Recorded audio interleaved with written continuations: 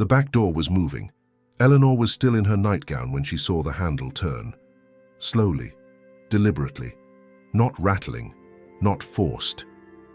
Testing. For a split second, she thought her hands were shaking so badly that the movement was imagined. Then the handle turned again. Aunt Molly was not inside the house. Eleanor's breath collapsed in her chest. The hallway light was still on from the night before. The curtains were half drawn. The house should have been sealed, contained, small and safe.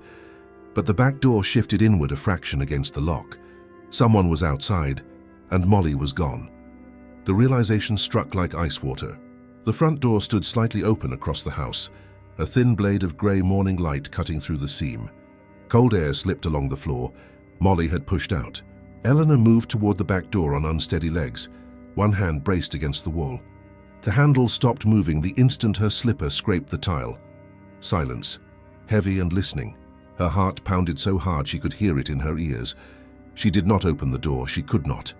Instead, she turned and hurried, faster than her body allowed, toward the front of the house. The door was open just wide enough for a cat. The doormat bore fresh claw marks, fibers dragged backward, as if something had launched itself forward with purpose. Eleanor stepped onto the porch, breath shallow. Down the sidewalk near the corner, a man in a dark jacket walked at a measured pace. And behind him, low to the ground and unwavering, was Molly. Female domestic short hair, lean, healthy, soft grey and white fur. White chest and paws flashing with precision. The bright white stripe running from her pink nose, marked by that tiny darker spot near one nostril, up between her eyes like a signal. Her large green eyes were locked ahead. She was not wandering, she was escorting. The man slowed, Molly slowed, he turned the corner. Molly turned. And in that exact moment, the back door handle inside the house clicked faintly behind Eleanor, as if settling back into place. As if whoever had tested it had decided to wait. Eleanor stood between two doors, one open, one just tried. And her cat, who never crossed thresholds, had already chosen a side. Molly had moved first, and something had noticed. Eleanor forced herself forward, trying to keep her breathing even, so she would not fall apart right there on the sidewalk. Her neighborhood was familiar in daylight. Hedges, mailboxes, the same cracked line in the pavement she stepped over every morning. But the moment Molly disappeared, the street became a corridor, long and indifferent, with too many places for a cat to slip away.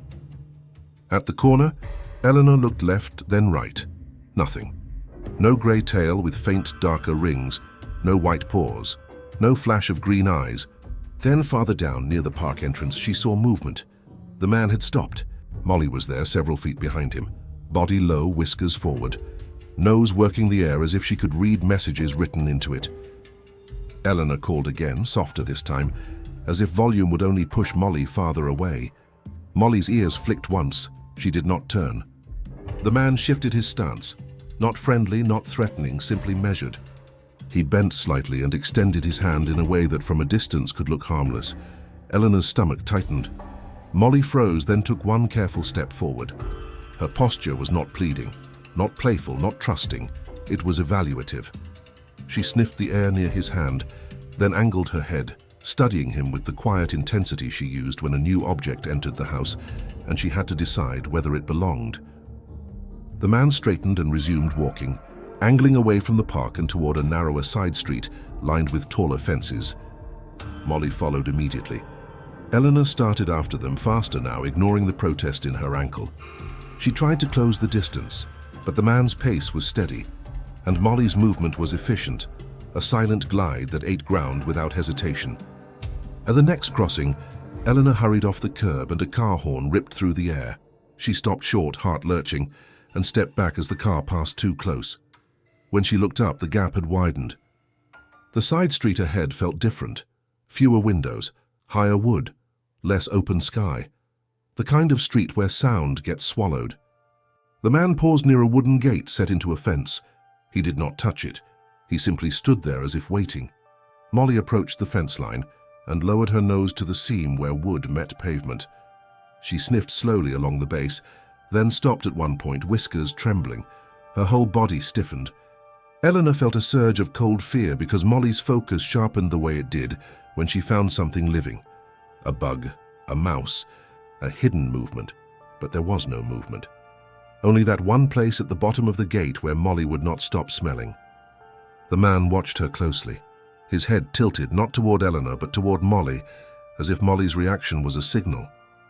Eleanor's voice broke as she called again, louder, pushing sound into the narrow street. This time Molly finally turned fully. Her green eyes met Eleanor's. In that look, Eleanor saw a flicker of conflict. Not guilt, not human regret, but the split-second recalibration of an animal balancing competing pulls. Then Molly looked back at the gate, looked at the man and made a decision. She stepped away from the seam and trotted toward Eleanor, faster than before, almost urgent now, as if the choice was not simply to return, but to return immediately.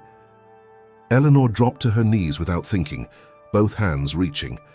Molly pressed against her legs, then allowed herself to be lifted, her body warm and tense in Eleanor's arms. Eleanor held her close, face buried briefly in the short, smooth fur, inhaling the safe scent of home and sunlight. And then her fingers found something wrong. Near Molly's hind leg, the fur was slightly clumped. A tacky patch, glossy and stubborn, clung in thin strings when Eleanor's fingertips brushed it. Not blood, not sap, something that felt made, not natural. Molly twitched once, irritated, then went still again, ears rotating toward the street behind them. Eleanor looked up.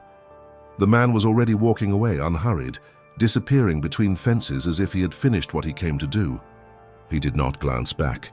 Eleanor stood slowly, cradling Molly against her chest, and began the walk home with the strangest sensation settling over her. Molly had not simply escaped. Molly had followed, and whatever had been at that gate had left a trace on her. A trace that Eleanor was now carrying back inside. If you want to keep following the stories of Molly and Eleanor, take a moment to like the video and subscribe to the channel. It helps these stories keep being told. Inside the house, Eleanor shut the door with both hands and locked it. Then she locked it again, even though the first lock had already clicked into place. Her breathing shook. Her shoulders ached with the tension she had been holding without realizing. Molly slipped from her arms and moved through the rooms with brisk certainty. Kitchen first, nose low, checking corners. Hallway next, tail steady. Living room, pausing near the window as if to confirm the street was still out there and still wrong. She acted like a cat returning from an inspection, not a cat returning from a panic. That, more than anything, unsettled Eleanor. Eleanor dampened a cloth and crouched. She wiped the sticky patch from Molly's fur slowly, careful not to pull.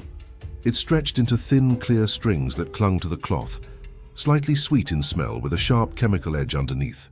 Molly tolerated it with minimal patience, whiskers twitching, eyes narrowing, but she did not struggle.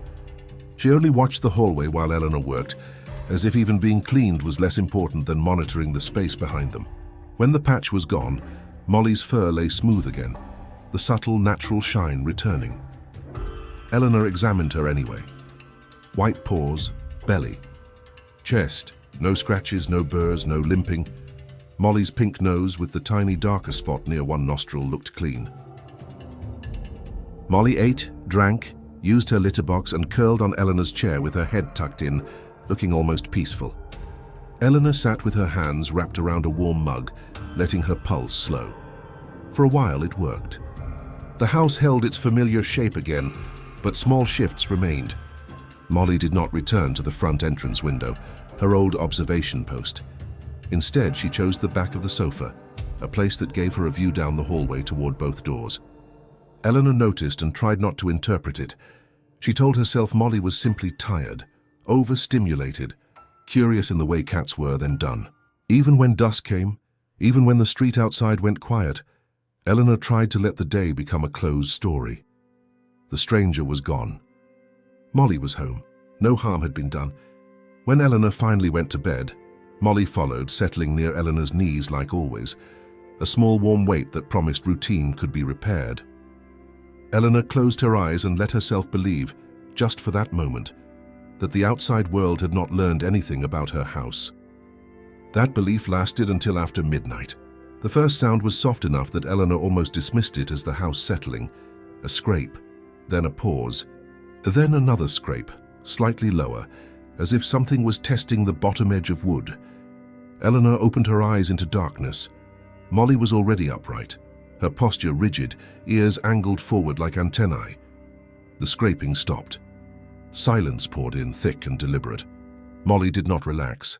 She stared toward the bedroom door.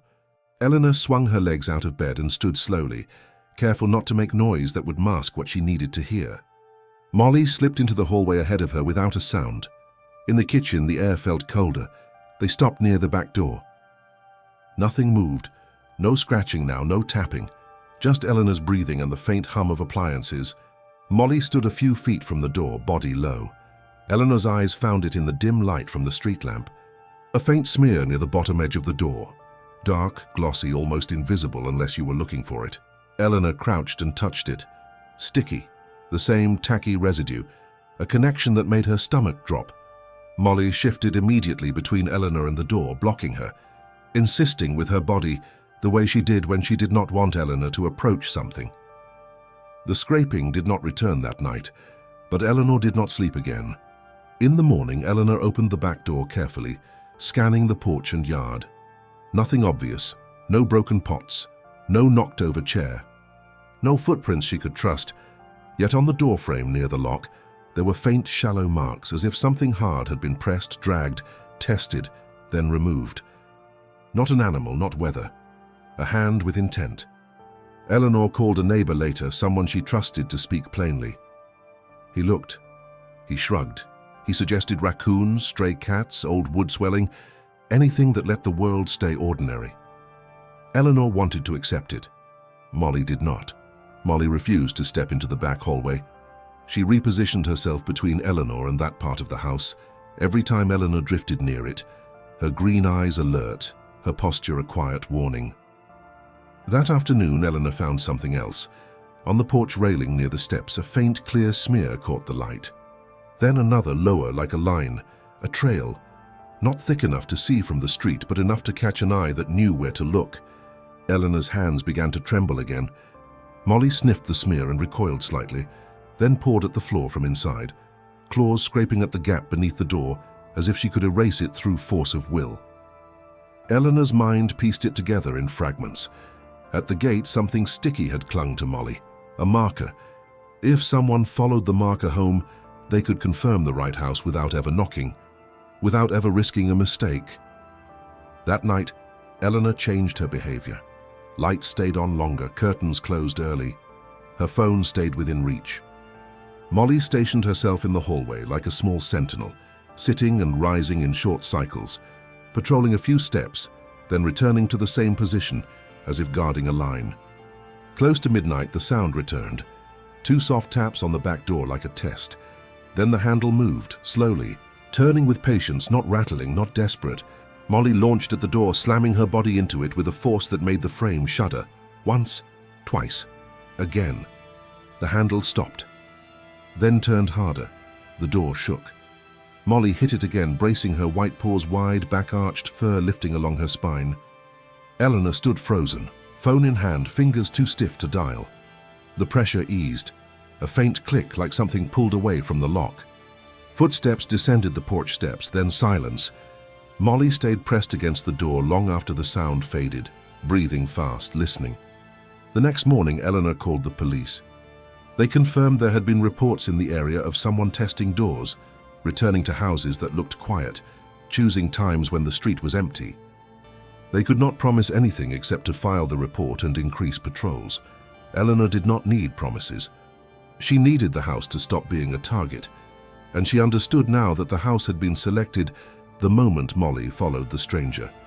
Not because Molly meant to invite danger, because Molly moved first and someone had watched her do it. Eleanor spent the day making the house harder to read. A new deadbolt, a motion light over the porch, a neighbor helping reinforce the strike plate with longer screws, curtains sealed tight, a lamp placed where it made the front room look occupied, even when Eleanor sat in shadow. Molly watched every change with sharp attention, moving ahead of Eleanor as if she needed to approve each new barrier. That night the air felt heavier, as if the house itself was braced. At 10, the porch light flickered once, then steadied. Molly rose immediately and jumped to the kitchen windowsill, peering through a thin gap in the curtain. Eleanor stepped closer. Molly shifted, blocking the view with her body, refusing to let Eleanor lean into that glass. Then came 2 taps, firm this time. Not a branch, not an accident. The handle turned. The door pushed against the new deadbolt, the frame creaking under pressure. Molly sprang to the door and slammed into it repeatedly, her lean body a battering ram of warning and resistance. The pressure paused, then shifted.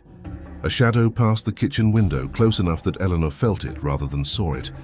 Molly leaped back onto the sill and threw her body against the glass, not to break it, but to fill it with movement, to make the window loud and alive. A handshape flashed briefly on the other side, then withdrew. Molly grabbed the curtain edge with her teeth and yanked. The fabric tore from its hooks and fell.